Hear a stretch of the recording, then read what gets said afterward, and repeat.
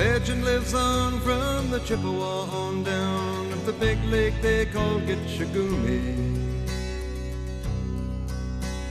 The lake, it is said, never gives up her dead when the skies of November turn gloomy. With a load of iron ore, 26,000 tons more than the Edmound Fitzgerald weighed empty. That good ship and true was a bone to be chewed when the gales of November came early. The ship was the pride of the American side, coming back from some mill in Wisconsin. As the big freighters go, it was bigger than most, with a crew and good captain well seasoned, concluding some terms with a couple of steel firms when they left fully loaded for Cleveland. Then later that night when the ship's bell rang, could it be the north wind they'd been feeling?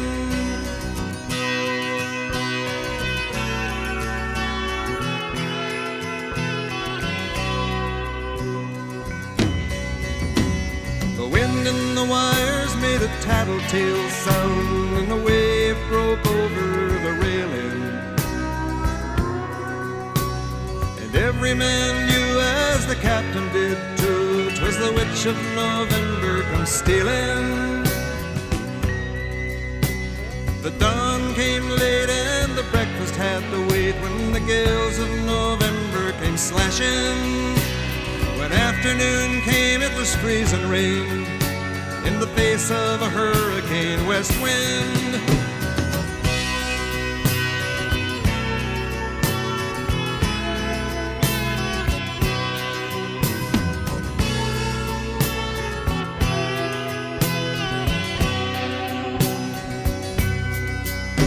When supper time came, the old cook came on deck saying, "Fellas, it's too rough to feed you."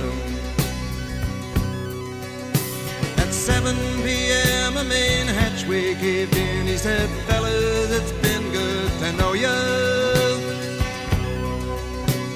The captain wired in, he had water coming in, and the good ship and crew was in peril. And later that night, when his lights went out of sight, came the wreck of the Edmound Fitzgerald.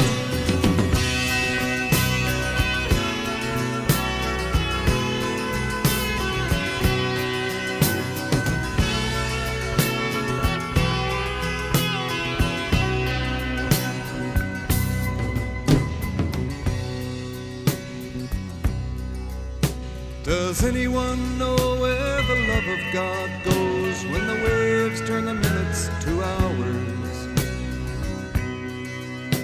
The searchers all say they'd have made Whitefish Bay if they'd put 15 more miles behind her. They might have split up or they might have capsized. They may have broke deep and took water. And all that remains is the faces and the names of the wives and the sons and the daughters.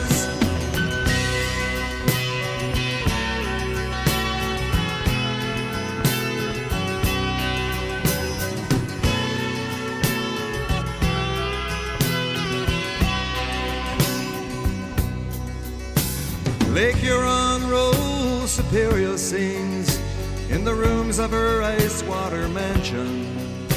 Old Michigan steams like a young man's dreams. The islands and bays are for sportsmen. And farther below, Lake Ontario takes in what Lake Erie can send her. The iron boats go, as the mariners all know, with the gales of November remembered.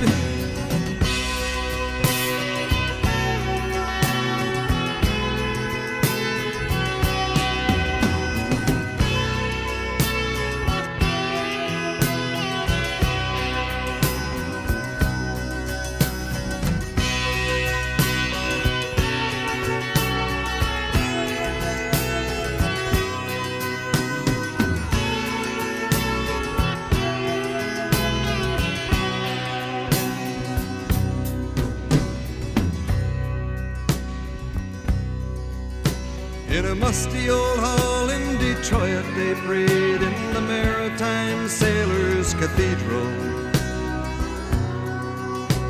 The church bell chimed till it rang 29 times for each man on the Edmund Fitzgerald.